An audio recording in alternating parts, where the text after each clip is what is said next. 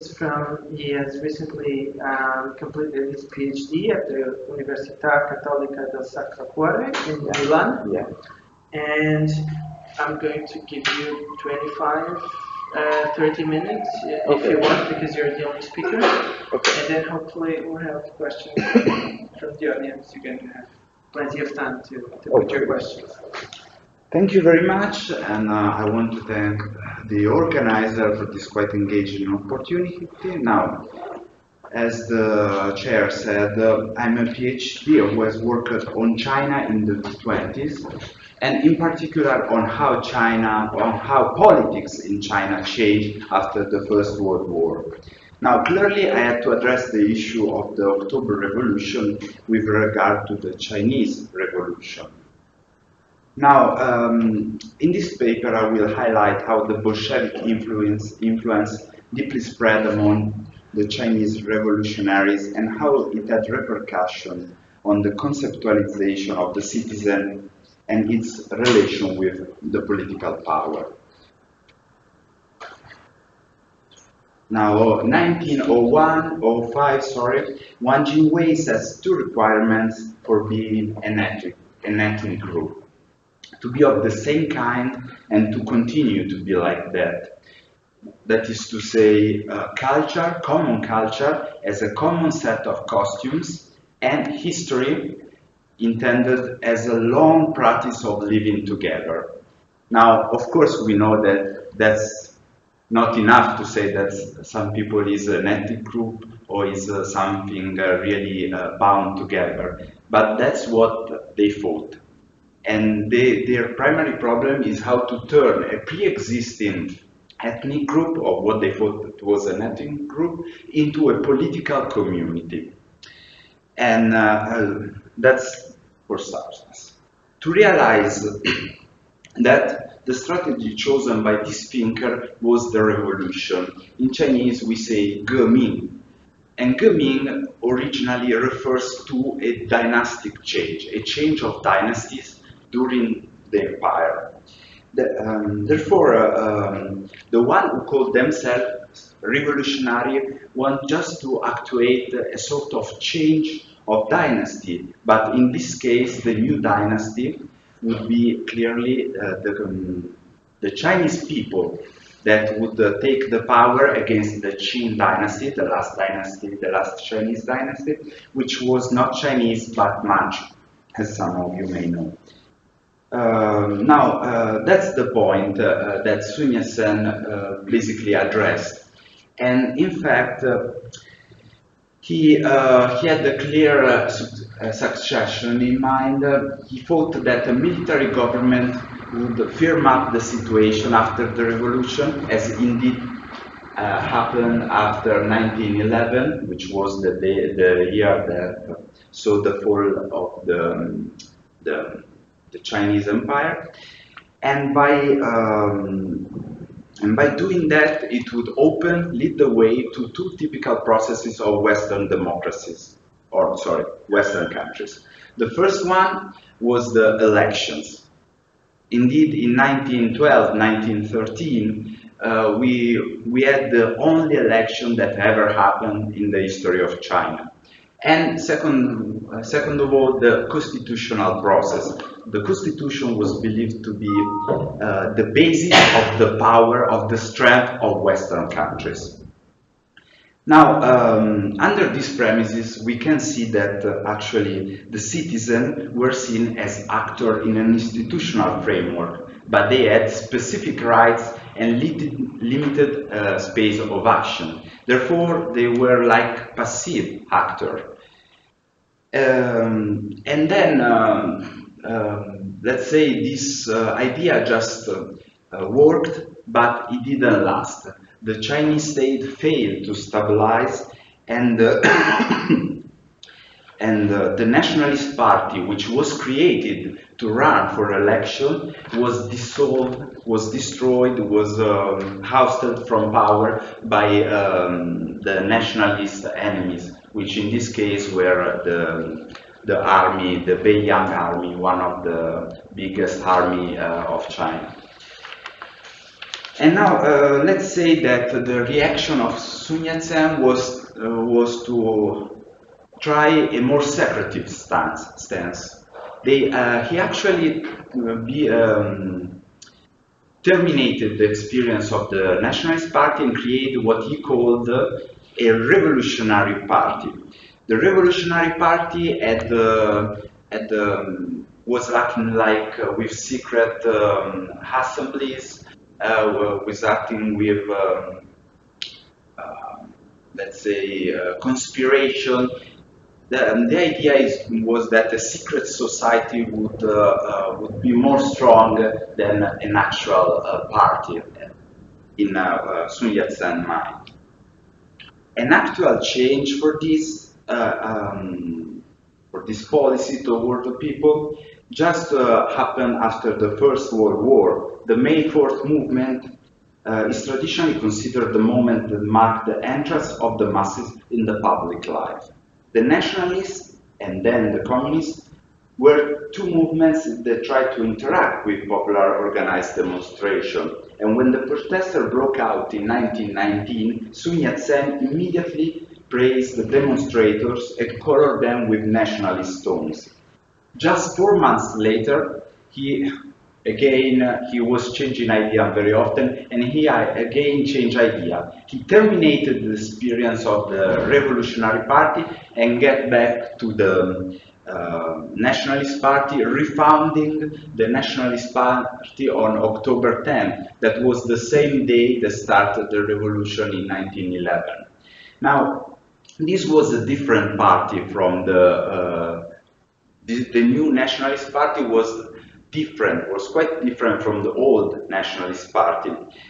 That is because, first of all, it was not a party to run for election. It was a party that aimed to take the power and hold the power as soon as the nation was ready to put itself in a democratic process. We can see it by the fact that the party always relied on the free principle of people that were the famous theory of Sun Yat-sen, sorry. But while the statute of the Revolutionary Party assumed that the first principle, the so-called nationalism, was already realized, the statute of the refounded Nationalist Party was written as everything needed to be done from zero. Now, in 1919 statute, the word constitution does not appear anymore. There was no interest for the constitutional process. The new party had a more open structure, accepting new members through co-optation and credential. In general, the statute went so far as to argue or to accept everyone that had the identical goal of the Nationalist Party. Everyone that accepted the statute, even generally, would be accepted inside the new Nationalist Party. Now, we can think that this was an actual change, but from historiography we know that Sun Yat-sen had no interest in the new ideas that came out with the May 4th movement. One of these was, of course, communism.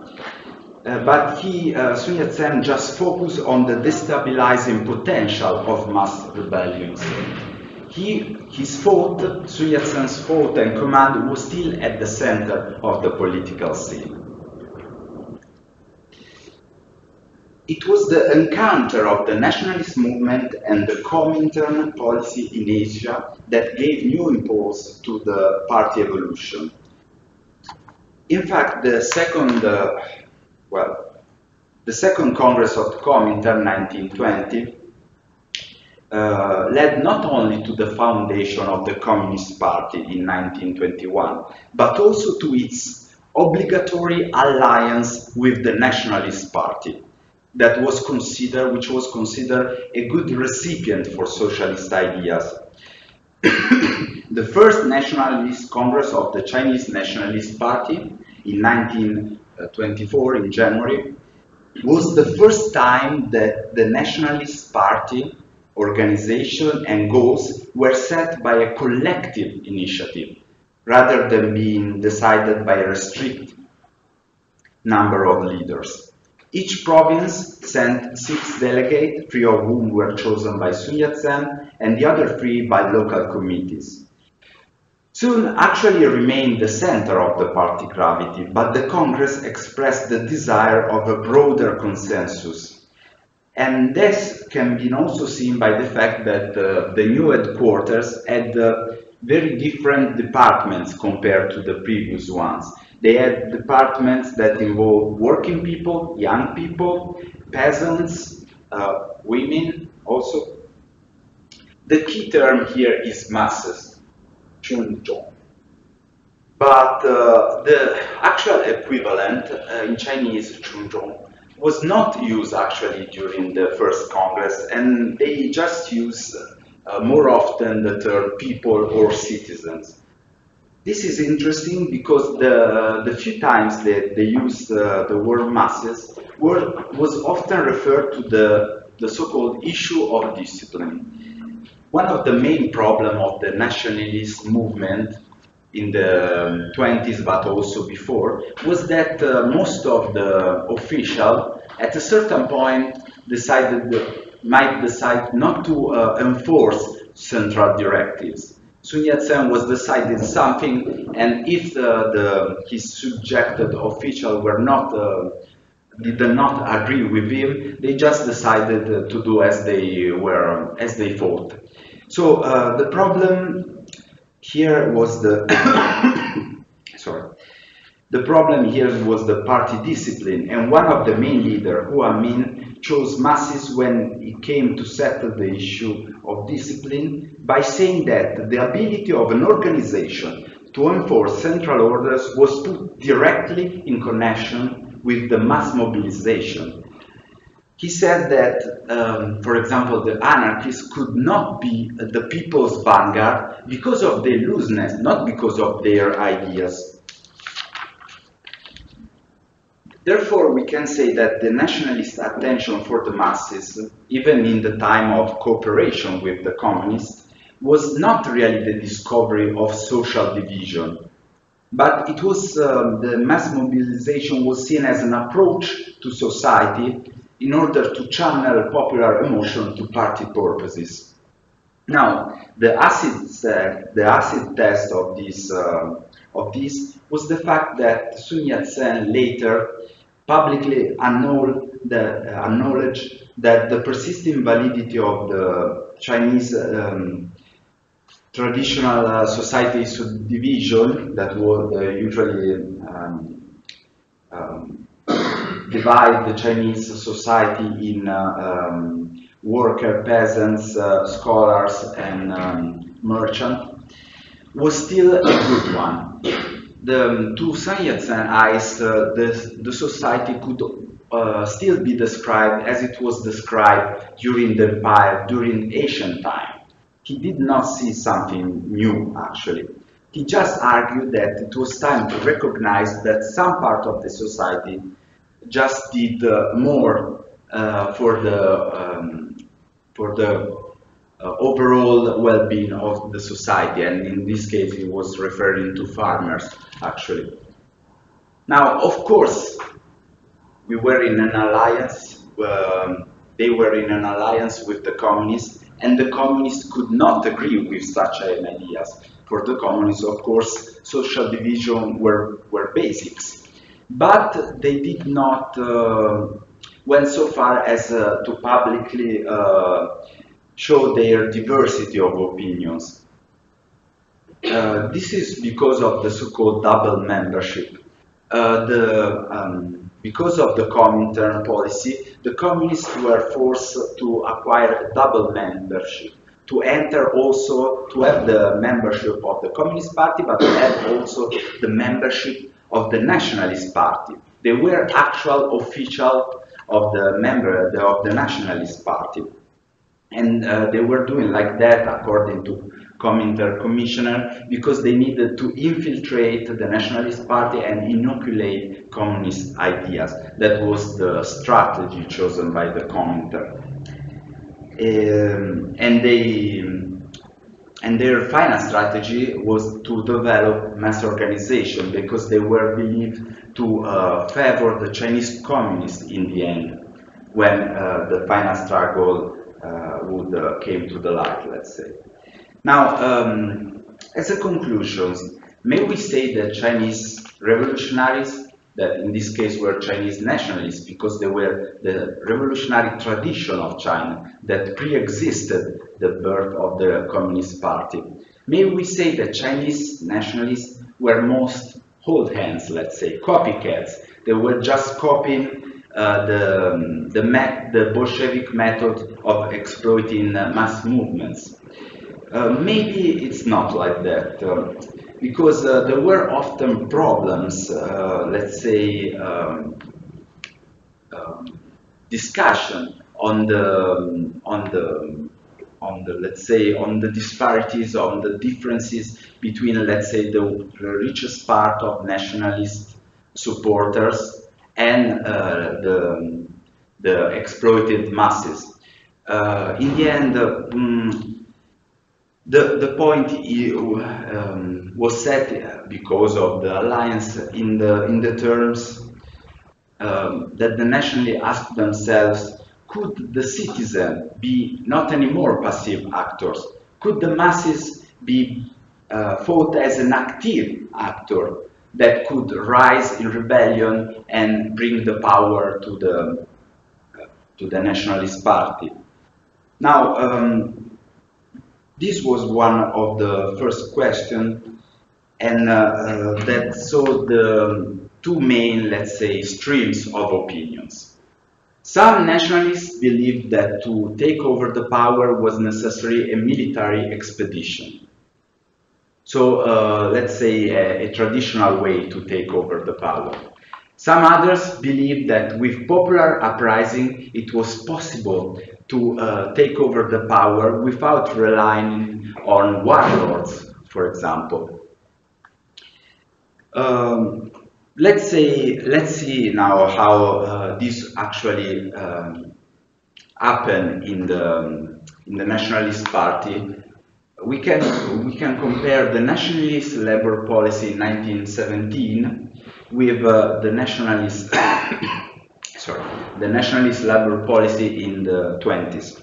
Now, you may see that the goals in 1917, that was the same year of the October Revolution, were basically promote workers' organization, establish an hour labor criterion, just to work, you know, 8 hours a day, make suggestions for wage increases, make proposals to enhance workers' well-being, promote workers' education, develop worker political understanding, state the cooperation of labor and capital, assist the strike movement. Okay. You can see this is a program that is completely at the opposite with the program of the Bolshevik communism, let's say. It was more linked, and this is actually true, with the Second International, that in the end favor a trade union policy that did not get to the revolution. But in the 20s, this program completely changed, even for the nationalists. And it changed with the May 30th movement in 1925. That was one of the greatest, let's say, strike that happened, I guess, in the world. It lasted in Shanghai, where it started, 3 months, and it lasted in overall China 6 months, and in Hong Kong the strikes went on for almost 1 year. 1 year of strikes. That was then a big movement. We can see that the movement started because the strike organizer was killed in a Shanghai factory. Now, there were some protests, and the police of the international settlement decided to fire on the crowd, and this led to even more protests. Now, let's say that, of course, Shanghai was had mass organization, in this case the youth organization and the local party committees, that were mostly driven by communists. They were communist-led organizations, and we can understand that they tried to foment the popular insurrection. But in this case, we had also anti-communist nationalists, rightist communists that just participated in the May 30th movement. And, well, sorry. Well, and let's say like Ma Chao-jun, and basically they decided to provide a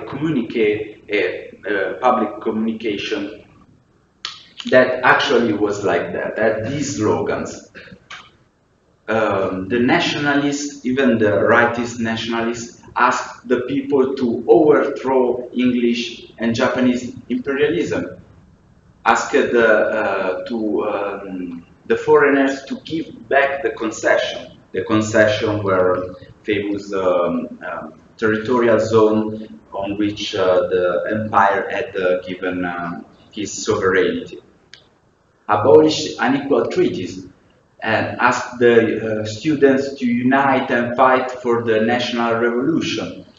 Ask the Chinese people to support the workers of the common mill, of the cotton mill. Ask to resist the foreigner, resist the Chinese imperialists, put forward the great alliance of workers, peasants, soldiers, merchants, and students, and overthrow imperialistic warlords. Now, we can see that a reference to the Shanghai situation, it was just this one. Otherwise, most of the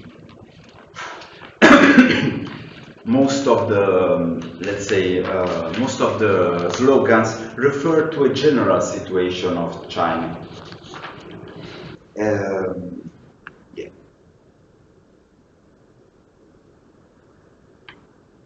And that's, sorry, I'm just, it's lost.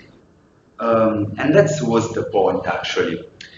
Now, differently from the 1917, the Chinese nationalists asked the people to went from a local scope to a national scope. It was not anymore to solve the problems, the real problems of the worker. Now it was time to say, yes, we may solve, we may fix the problem of the workers, but it will not change the actual problems of the worker in total, the overall situation of the workers in China. They went to say that the roots of the May 30th movement were to be found in the colonial subjugation of China. They tried to give a widening, an enlargement to the scope of the demonstration. And the point was the transition. They tried to shape the popular emotion, moving from the local scope to the national scope, in accordance with party policies. This was the movement of change, and the confirmation is that also the communists tried to do the same. Of course, in this case, it's hard to say who inspired who, because of course the communists were also inside the Nationalist Party, as we said. And we can see the demands put forward by the Communist Party during the May 30th movement, and they were like abolish all the unequal treaties, remove all the armed force, unwilling to oppose the imperialism, guarantee the freedom of speech, of assembly, of association, of publishing, abolish the unequal treatment of women, abolishing the leaking that was an internal tax that was quite heavy for the small merchant, actually. Limit the limits to the farmland use, recognize workers' right to strike, set national education standards, convene a genuine National People's Congress. Now, we can see that from this that, of course, we can link some of these demands to the Marxist way to analyze society, but actually this program is quite similar to the one of the nationalists. There were, and we also know that, for example, as we said, the nationalists were not believing truly the Marxist way to analyze society. But anyway, they went so far as trying what was an approach to society, a method to take over the power, not by armed force, but actually by popular insurrections. And in fact, what made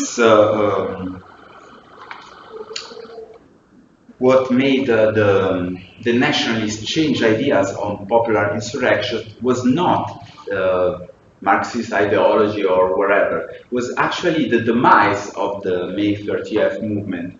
The May 30th movement could not reach its purpose, did not lead the communists or the nationalists to take really over the power in Shanghai, but it actually just ended with, let's say, a 0-0 result.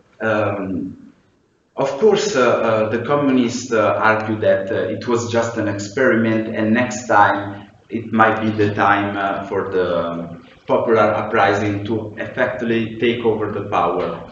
But soon the nationalists smoothly turned back to the idea of a military expedition again. I'm very late? Okay. Well, let's go faster then. Okay, and the military expedition was the Northern Expedition, which was led by Chiang Kai-shek and is Notorian, and between 1926 and 1928 just unify China. Now, when the Northern Expedition started, the leader, Chen Duxiu, the leader, the secretary of the Communist Party, just criticized the expedition. He criticized it by saying that the meaning of the Northern Expedition is that the revolutionary power of the South expands toward the north. It could not be a truly military campaign. Why is that? Because a military campaign was essentially the same thing that warlords had done for ages. The secret of modern revolution, according to Chen, was to let the people participate in the struggle, because only the participation of the people as an active actor in the struggle would lead to a real modern state. And he basically argued that the military expedition had no theoretical basis. It was just the desire to take over the power, but that could not be enough, even for the nationalists. The nationalists, the Central Executive Committee, just replied by accusing Chen Duxiu of defeatism, let's say, of destroying the spirit of collaboration between the Nationalist Party and the Communist Party, of opposing the actual working out of a winning strategy. They said basically that the party, the Nationalist Party, was to decide what was in the interest of the masses. And therefore, we can still see the fight between an active a view of an active role of the people and a mostly passive role of the people. Even at this time, even after the participation of the nationalists to the May 30th movement.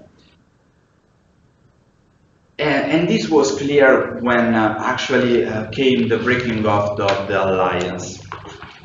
That was there was an anti-communist push in April 12th, and that set Chiang Kai-shek between the anti-communist faction of the Nationalist Party, but actually some nationalists stayed with the Communist Party. They still believed in the Communist Party. But sooner or later, they also changed side. And when they decided to change side, they just addressed the problem of the armed forces and the people uprising. And Wang Jingwei, the one we saw at the beginning, just tried to solve the question by saying that the party leans on all the masses that are oppressed by colonialism, but the party represents the interest of the masses and then fights for their freedom. So the masses need to emancipate themselves, and they need then to receive the party command. The people could have an active role by just accepting the liberation by armed force, by accepting again the decision of the party. Now, well, let's say that 20 years later, Wang Jingwei was the same guy that I showed at the beginning. Wang Jingwei argued that on the basis of the same ideas, the citizens were not anymore an indistinct whole, but they were not to be divided into classes as well. It was their potentially active role that was relevant, because it offered the Nationalist Party a way to reorganize society. In fact, the final aim of the Nationalist project was not the dictatorship of the proletariat, but it was the homogenization of the citizen into a new flawless community. Indeed, the October Revolution, through the Comintern Asian policy, offered not only a method to deal with the masses and organize them, but it also raised the issue of their place in the post-revolutionary state, the issue of leveling the citizen with the political power. The communists answered differently to this challenge. Their policy of labor movements had proved disastrous in 1927, when there was the breaking off. But instead of turning the other way, many leaders, like the young Mao Zedong, continue starting from an active role of the people, while experimenting new ways to take over the power, such as in peasant insurrection and or in rural-based areas. It was a diverging path from the nationalist path, and it eventually led to the underground survival of the Communist Party. Anyway, beside the different projects, it must be considered that something remained of this common experience. The mass organization acquired for both revolutionary parties the meaning of a control grip on society. Was it by defining it or by channeling it? Here lays the legacy of the October Revolution on Chinese party-citizen-model relationship. Thank you. Okay.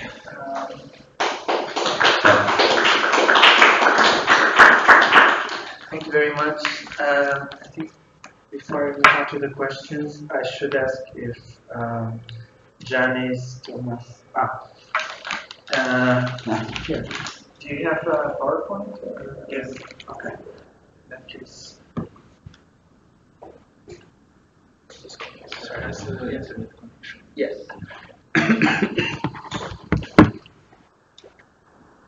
Okay. Please.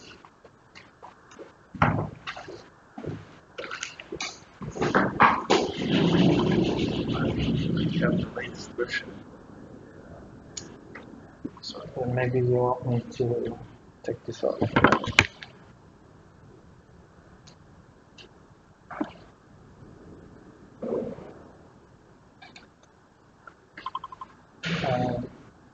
I think we'll do all the questions together in the end.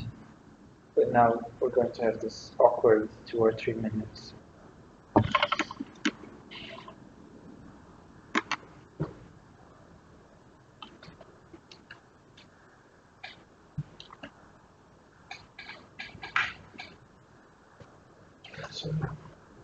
The college?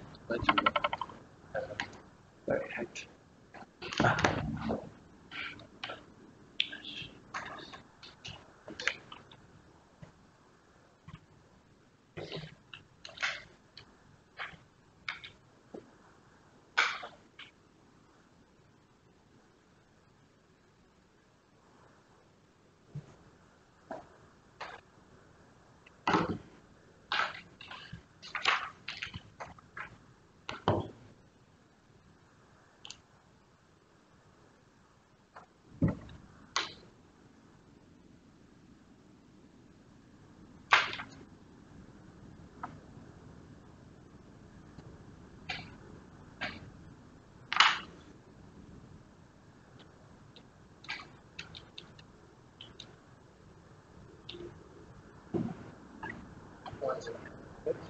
Once again. Sorry.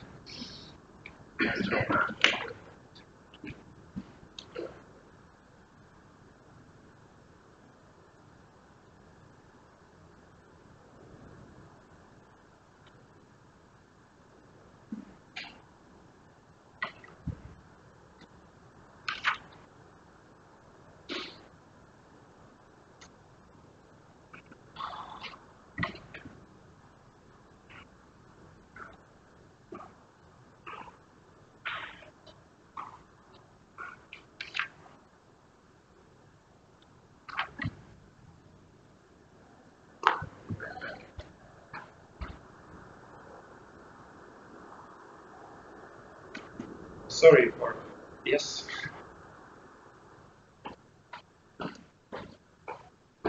You need to get in my email.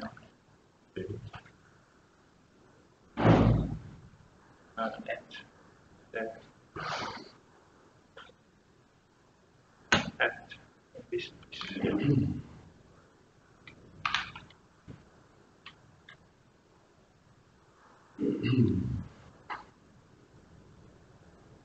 That's right.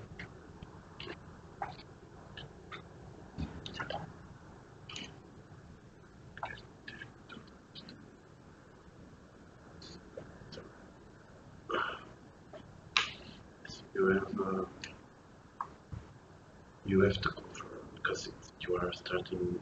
You are trying to have access from a computer. You don't want to.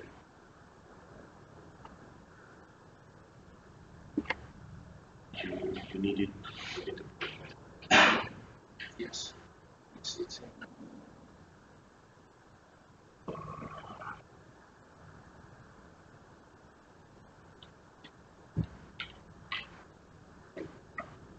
System of physics. what? Maybe because this is going to take a little bit of time, we can take the opportunity to maybe to pose some questions to Lorenzo. So, do you want to come here? I have a couple of questions. I'll get. Okay. I'll put your. So go ahead. So, what is the difference between art exhibition and popular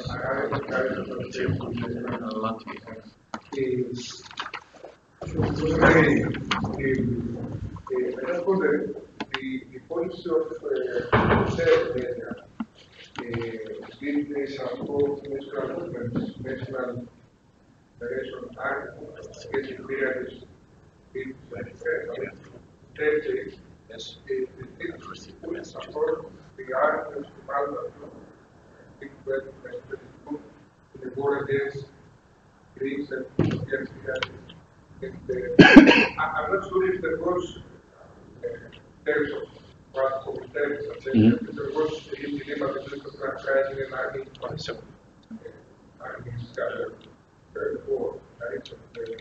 The revolution and that's the first question. It was not very clear why the nationalists were appointed by the device of the was it the sense that this part part of popular uprising would not be successful, or the should have the goods reaction to a bourgeois class, I suppose. I mean, or fear of the lower classes that get emotional. Okay, clear. Thanks. Okay. Well, first of all, let's say that yes,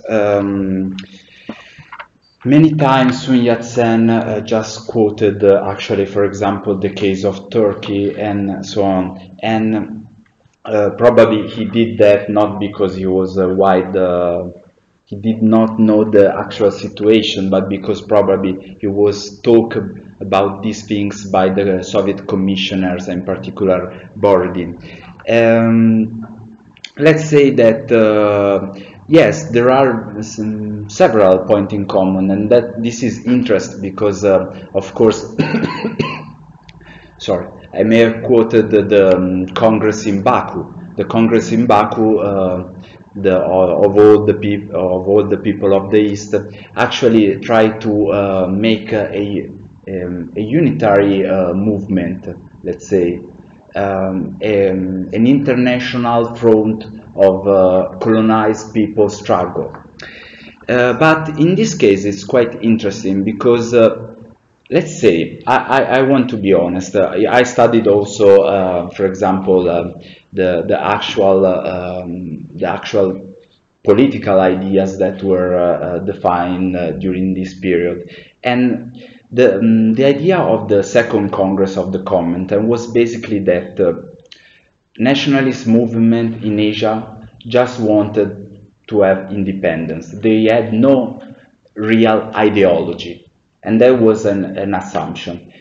And therefore, their movement could be inoculated with communist idea that would spread into this movement. And I think that actually this assumption was right.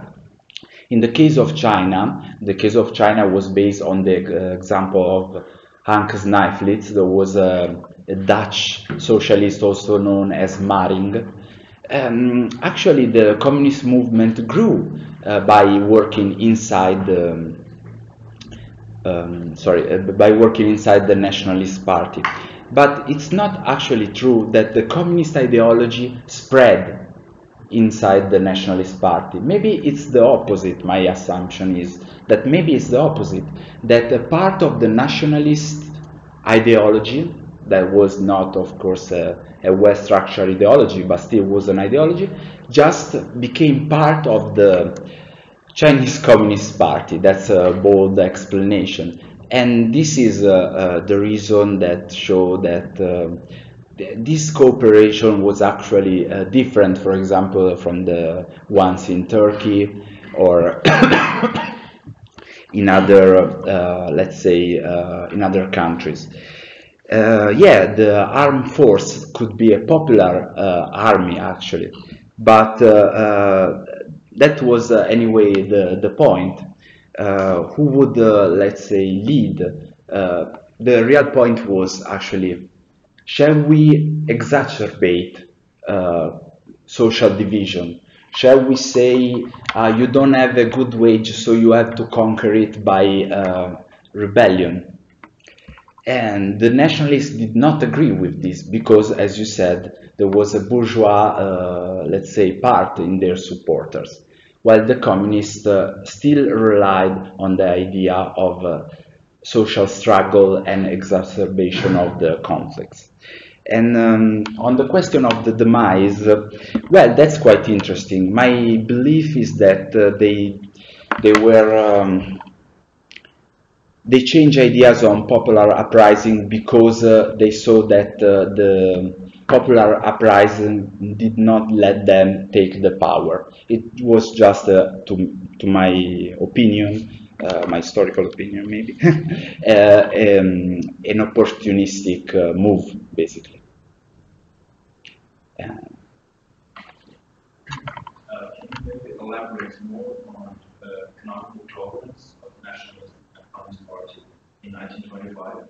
Since you said that the real problems were had much of resemblance, and you mentioned like which type of economical, was it still kind of like state capitalism? Or? Well, that's a huge chapter, and let's say that the economic policy of Sun Yat-sen and of all the nationalist movement was quite complicated. It referred to mostly, maybe you know, but I didn't know when I read the first time, to an economist, an American economist called Henry George, which was famous at the end of the 19th century, because he actually believed that by only taxating the land, the economy of the entire economy would just work better. And this was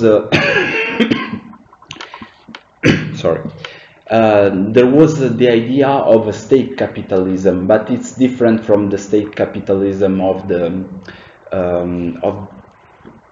the communists, or let's say of the modern China communist state. It was a state capitalism that actually thought about, I would say, an internal view. They just want to protect the internal economy from the despair with the external, let's say, with the external commerce, for example. This state capitalism was, for example, in the case of land, would buy the land and then sell it back to more to the poor peasants. Well, that was quite interesting, and maybe it was not very realistic in some ways, but it showed the way that the basic thought of the Chinese nationalists in economy was that it was possible to change the social division made by economy, not by a violent struggle, but by a state capitalist policy, let's say, by the state that would actively involve in economy. Well, of course, then it would lead to, let's say, to the problems, because now, I mean, nowadays even state capitalism is seen as an actually a violent move by certain, of course, economists, a violent move against people. And there would be so much to say, but I want just to answer that. And in 1925, that was the policy that nationalists, the Federation of Trade, the nationalist organization for the labor movement, actually publicly state, let's say. Does anyone have any other questions? I didn't completely understood. I didn't completely understand your conclusion. But I would like to ask, do you establish or suggest some connection between these problems of the relation party in these times with the present problems and alternatives of Yes, may I answer? Yes. Yeah, okay. Yes, that was the answered in my conclusion. I guess that this debate basically led to two different but very similar, if seen by Europe, conclusions. The social organizations should, in the eyes of the communists and also the nationalists, be controlled by, let's say, by the state. They were intended, they were believed not as a representation of social interest, but a way of the state to work, to communicate with the social groups, let's say. Nowadays, this policy is still endorsed in China. Let's make a an example that is not related to economy. For example, religions. In China, when the Communist Party came to the power, to deal with religions, Chinese were asked to make organizations, not because they really needed an organization to express their interest, because they were not allowed to have like public interest, but they were like forced to make organization as I believe a mean to communicate with the central power. Then there can be huge differences of content. For example, shall this organization be just a way of the state to or of the party to manipulate society, or should they be like an intermediate organization that can be both ways, let's say? And this is a belief, but all this debate just birthed with the, I guess, with the opposition military expedition, to accept the military expedition and just believe in them, and the idea of popular uprising that relies in social struggle, in exacerbating social division. Okay, thank you. We have to move on, so okay. I'll leave aside my questions and give the floor to Dennis at 20 minutes. Okay.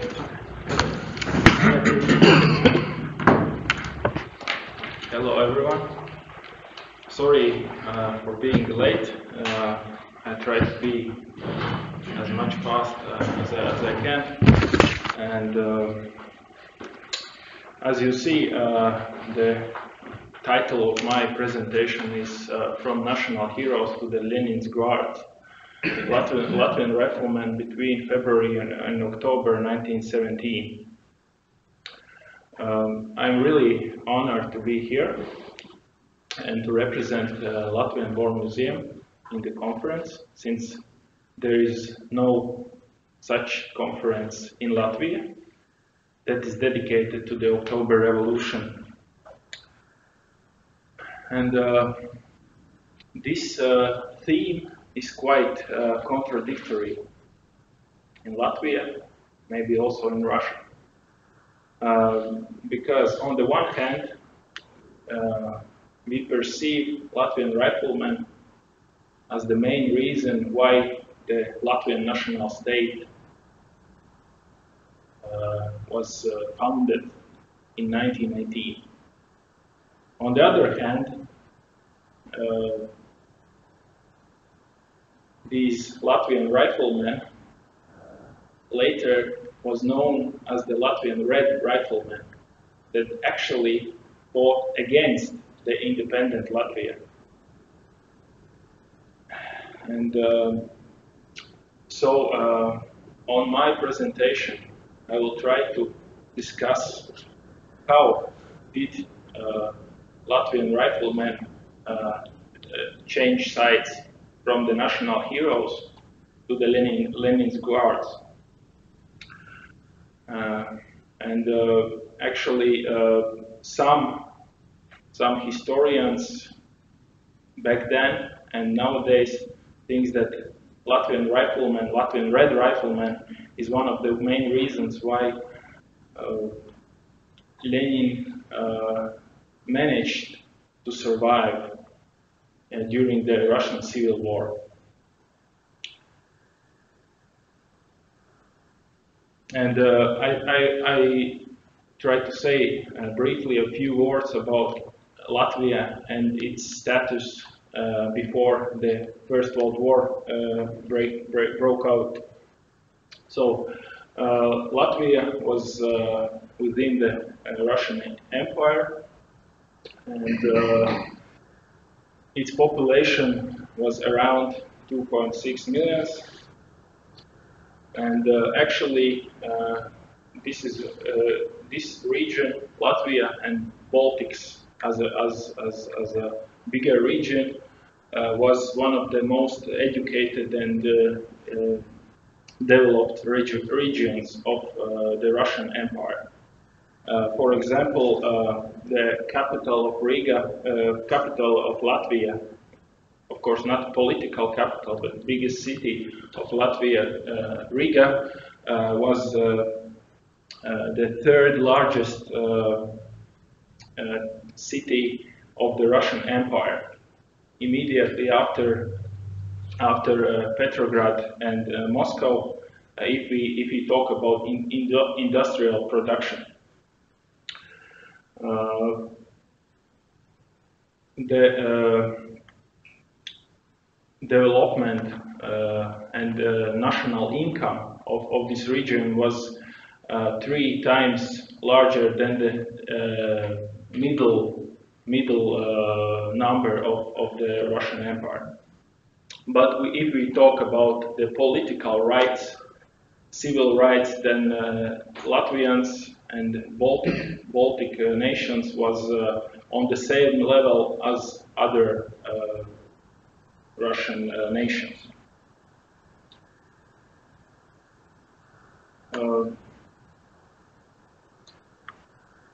In 1915, Germans were already in the territory of Latvia.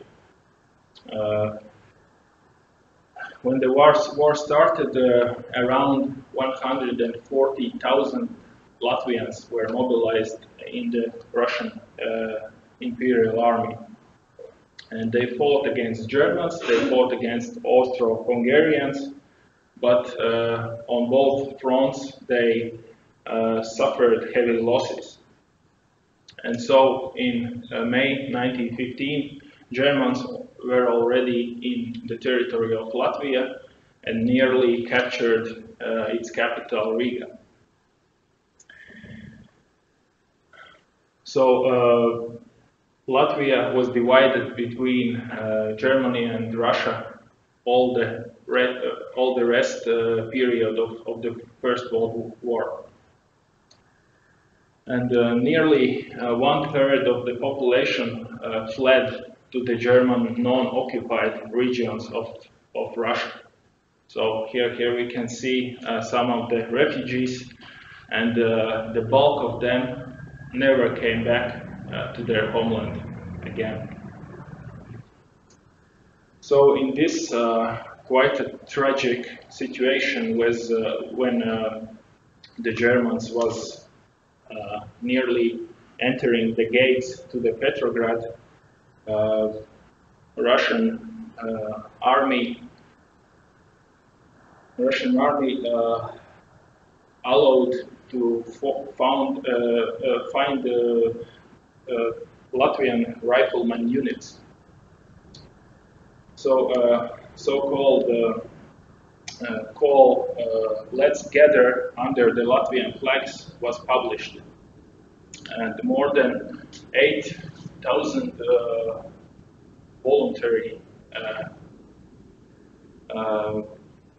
was volunteering in these regiments in few months, and it was quite a large amount because at that moment nobody has some romantic views on the war.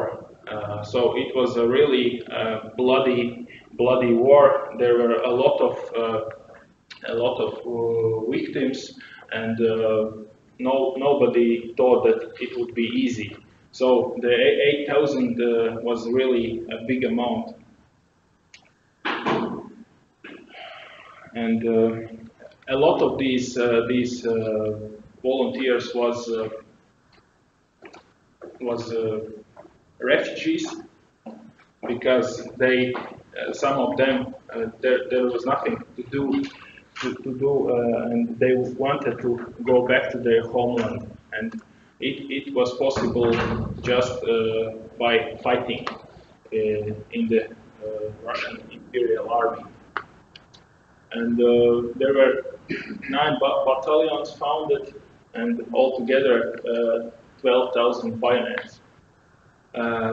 What was different from the Russian regiments, Russian battalions, there was Latvian commanding officers, Latvian language during the training, And at first they were trained and used as fusiliers, interpreters, and later they were used as a common soldiers, and eventually they became one of the most skilled soldiers of the Russian Imperial Army. But only hand weapons was allowed for them.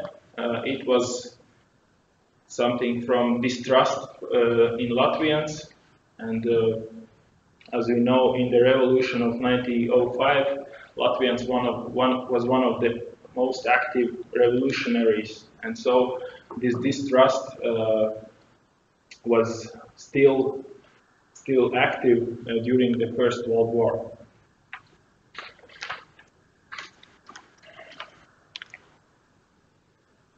So from the beginning of the formation of the Latvian Rifleman battalions, the attention of the society was paid to the Latvian Riflemen. There was belief that Latvian Riflemen would push the Germans out of the land, and there were several societies that gathered donations. People were donating food, winter clothes, etc. And here you can see the bank of River Daugava in Riga, full of people. And when the riflemen went to the training in August 1915, the newspapers were full of patriotic articles saying that the riflemen would soon liberate Latvia from the Germans. So Latvian riflemen trained only for a few months, and in October 1915 there was already the baptism of fire, and all the fights in Latvia was fought some 40 kilometers from Riga, at the gates of Riga, till September 1917. And the battalions were converted into regiments in autumn 1916, and the amount of them was doubled. So there were already some 25,000 bayonets in the end of 1916. And the biggest battle was the so-called Christmas battles of 1916, and around 9,000, so the 1/3 of the Latvian riflemen were killed, missed, or wounded in action. And these fights was a big shock, not only to the Latvian society, but also to the riflemen, and not only on their numbers, but also to their emotional condition. And they started to distrust not only their commanding officers, but also the national leadership, which asked for the formation of the battalions.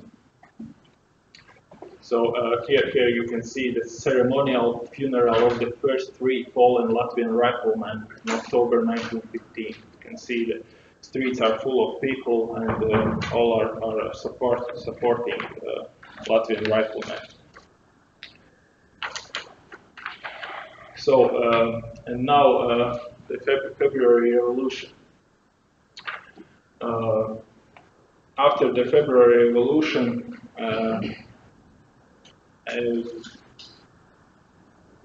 big hopes were among society and also among the Latvian riflemen.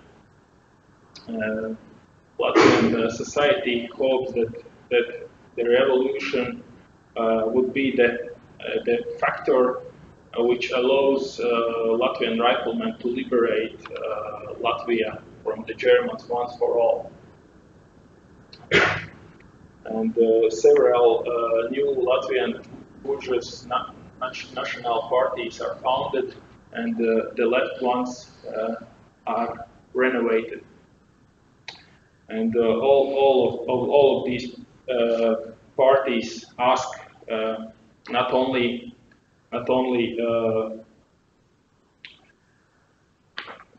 that we need freedom, but they ask for political autonomy of Latvia. But talking about army, as you know, the Petrograd Soviet of the soldiers and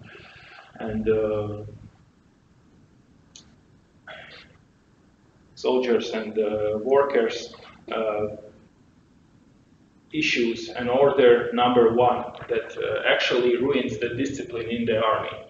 So the political propaganda is led in the army, and the Latvian riflemen are no more training, but they are talking about politics and etc. So the discipline is weakening gradually. But if we talk about this propaganda, only the left parties goes to the front line, talks to the Latvian riflemen. National parties look at the riflemen as the most patriotic part of the society, and nothing could change it. This is Jānis Goldmanis. He is the head of the organizing committee of the Latvian Riflemen. He addresses the riflemen after the revolution. And actually, he is one of the symbols of this national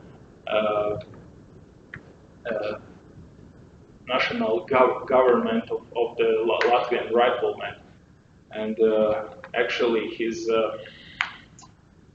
days are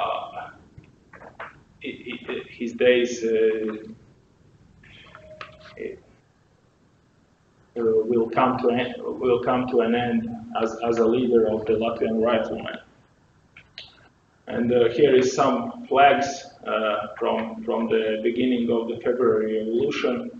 Text on the flags: "Long live the autonomous Latvia! Glory to the freedom! Glory to the Latvia in free Russia!" And here, this is the Latvian national flag that would be a flag of the independent Latvia, and on it the text says, "We are heading to retaliate the moans of our ancestors and to accomplish unfinished fights." And soon after the revolution, the fraternization between Russian and German soldiers began, and also Latvians was quite active in the fraternization because they were educated, they knew German language, and in such way they showed that we are free, and we can talk to the same people as we are, the German peasants, the German workers, etc. And the discipline continues to weaken during the February Revolution, and the changing of sides started in the second Congress of the Latvian Riflemen in May 1917. And in this Congress, the organizing committee of the Latvian Riflemen is replaced by the Iskola Strels. It's the organization that is formed from the left politicians, left riflemen, and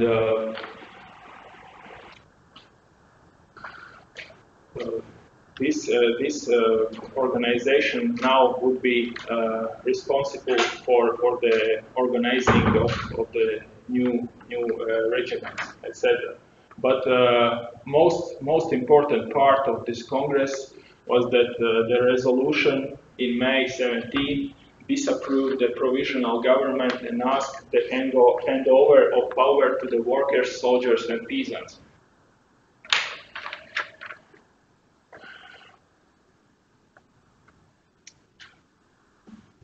And these words were not the words that were coming out from Latvian Riflemen. It was the left parties, the Bolsheviks, that handed these words in the mouths of Latvian Riflemen.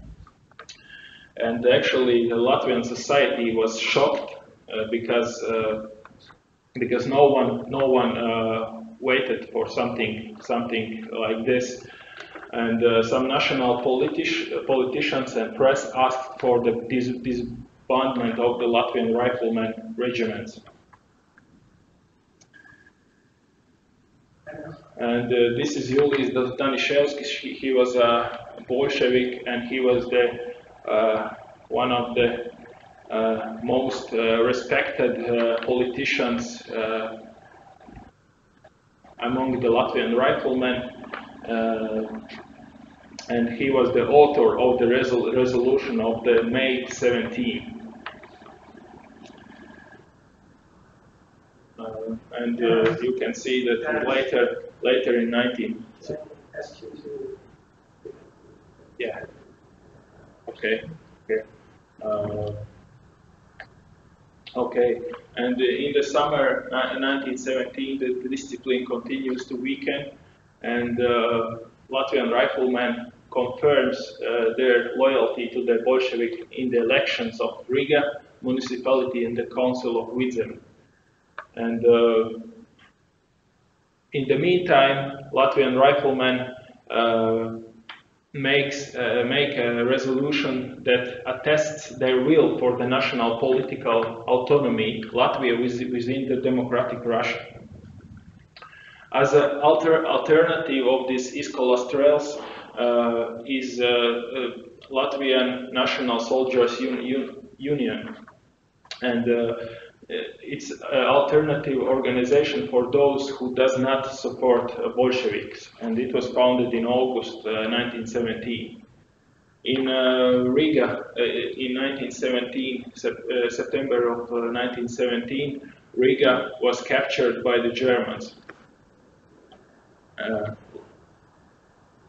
And during these fights around Riga, one of the most heavy losses has a 5th Zemgala Latvia Rifleman Regiment, and the commanding officer of this regiment is Jukums Vācietis.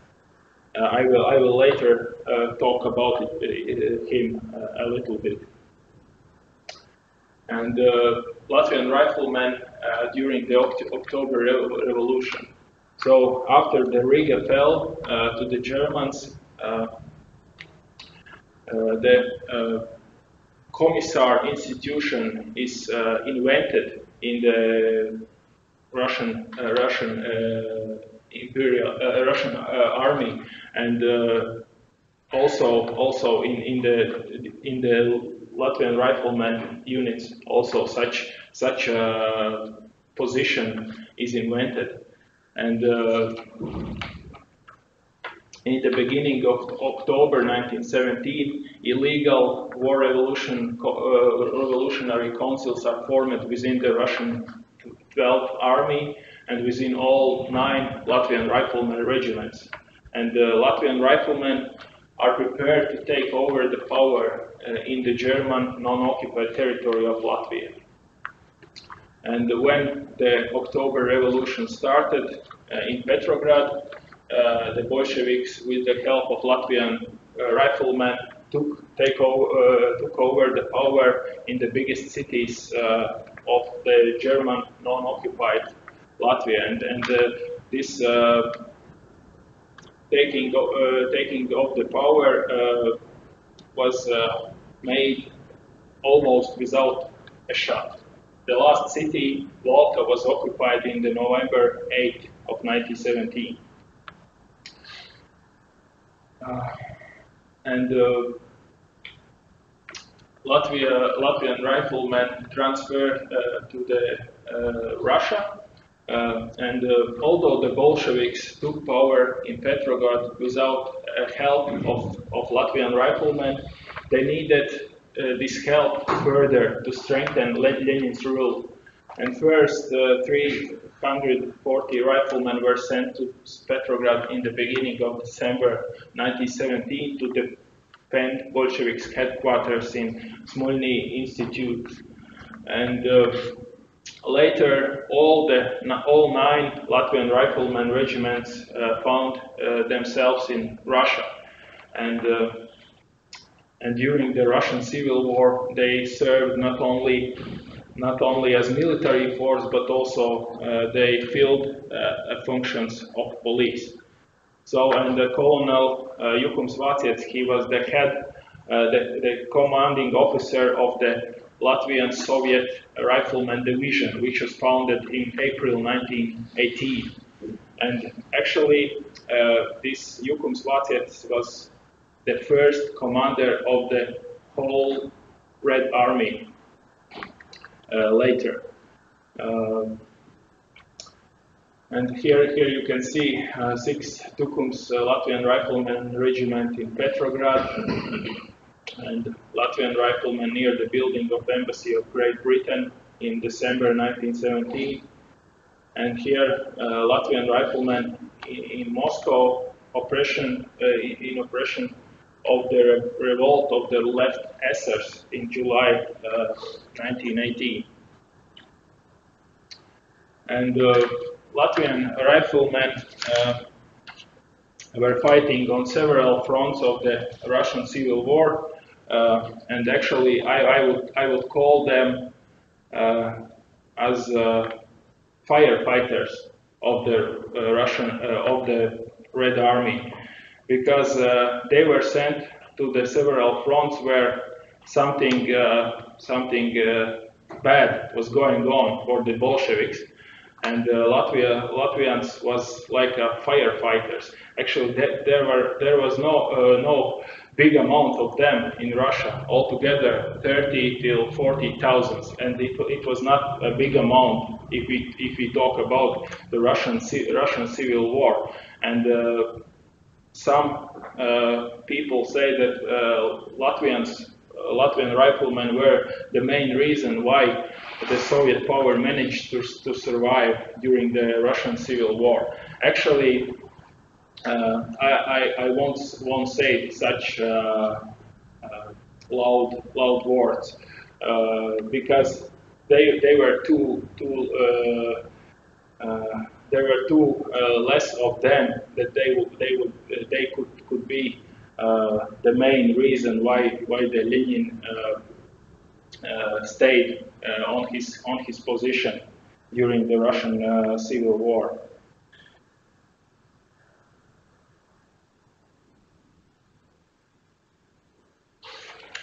So, okay, thank you, and I will be happy to answer your questions.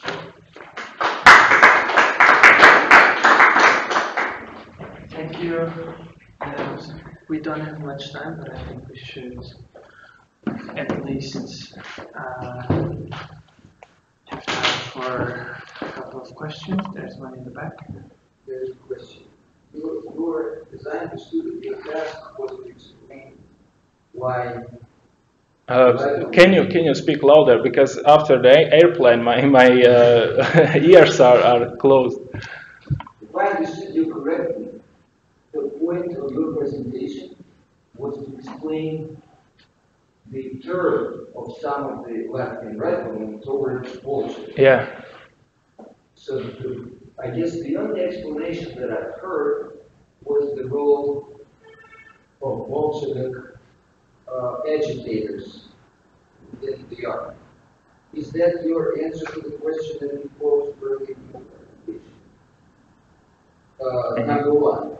And number two, why do you even need to ask that question, given the fact that Latvia had been, prior to the war, one of the most revolutionary, one of the most radicalized parts,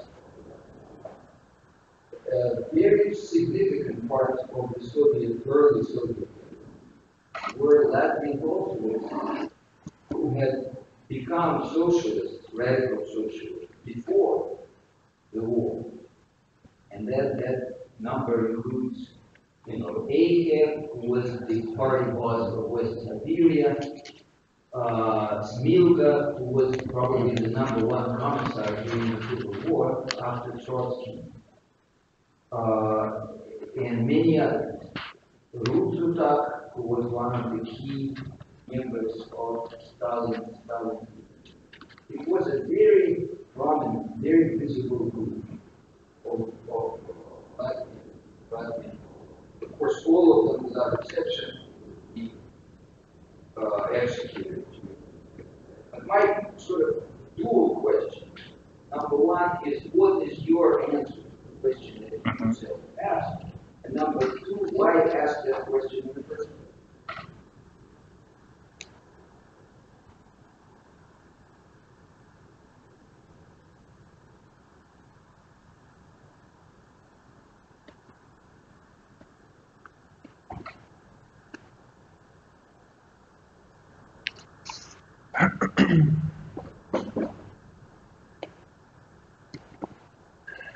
So I think I will start with the second question.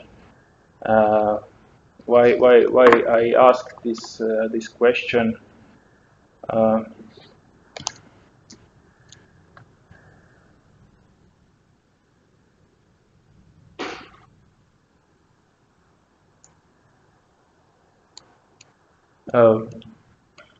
Okay, I will try to say because I don't.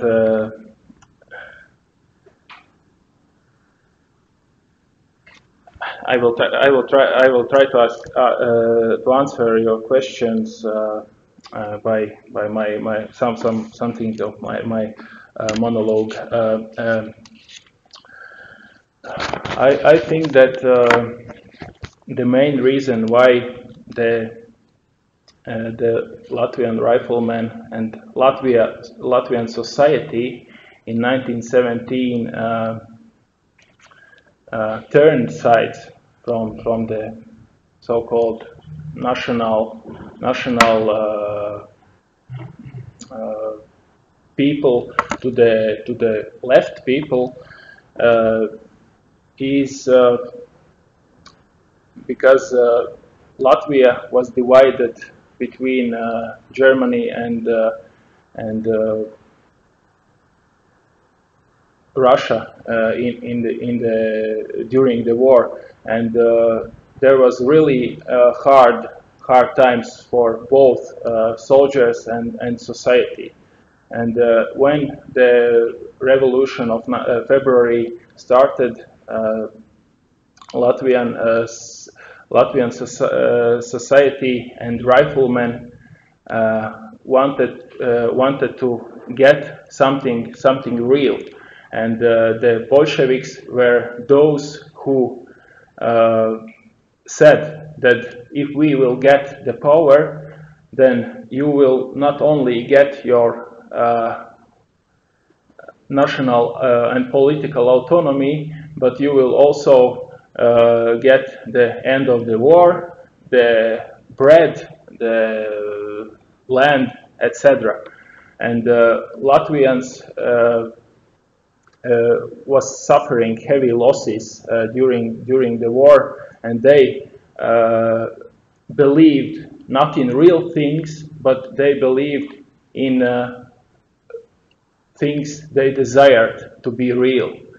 And so as there was no Bolshevik rule before the February Revolution, and no such power in the rest of the world, Latvian riflemen and Latvian society believed that the Bolsheviks are those who will fight for our rights, and that's why both society and Latvian Riflemen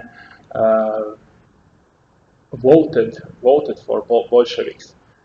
And if you say that Latvians were really revolutionary people during the 1905 revolution and later, yes, I can agree with it, but still the autonomous Latvia was one of the main aims of Latvian society after the February Revolution. And Latvian nationalist parties after the February Revolution thought that we don't need to believe in Bolsheviks who are saying things that is not possible. We need to follow the provisional government. We need to follow the provisional government and ask for reforms of Russia, and it's not possible that there would be at the end of the war bread, land on the one moment. It will be a long process, and actually the Bolsheviks who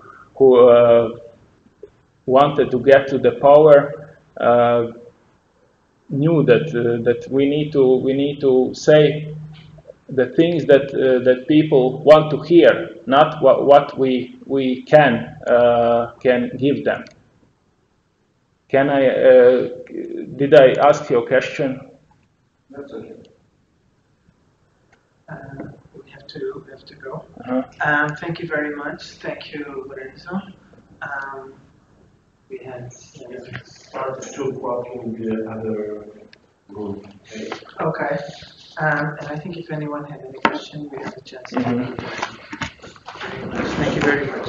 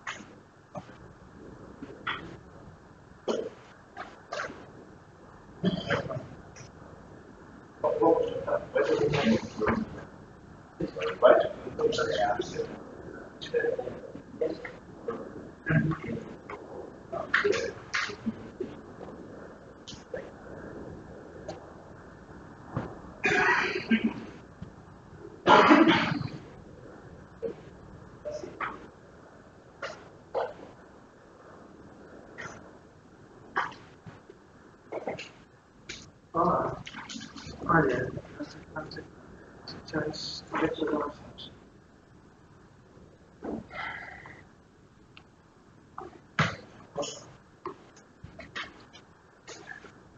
não. Tu estás contente? Estás contente? Só para ser não só contigo.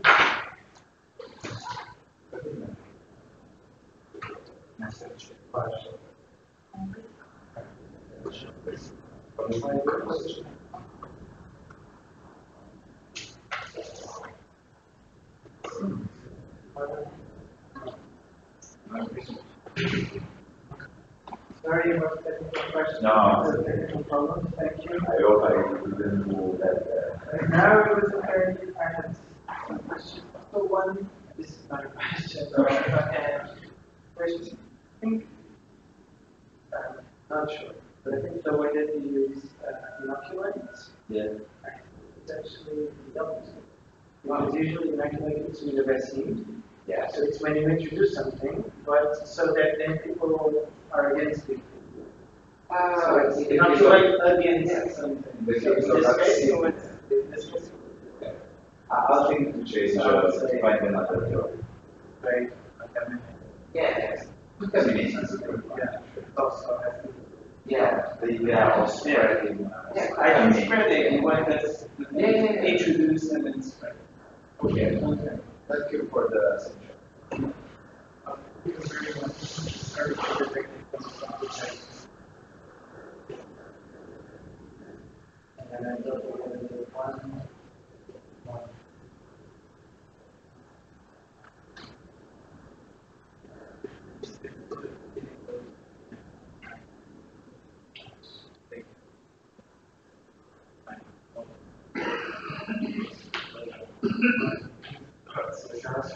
No, but it was interesting.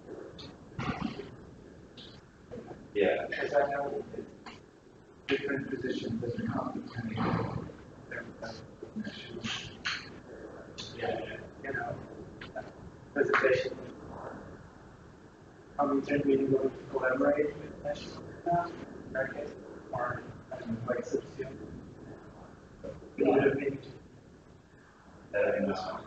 The riflemen, they were Bolshevik, but they wanted to be autonomous, so they wanted to be inside the Soviet. That's actually at the first. Can I just ask you? Okay, sorry.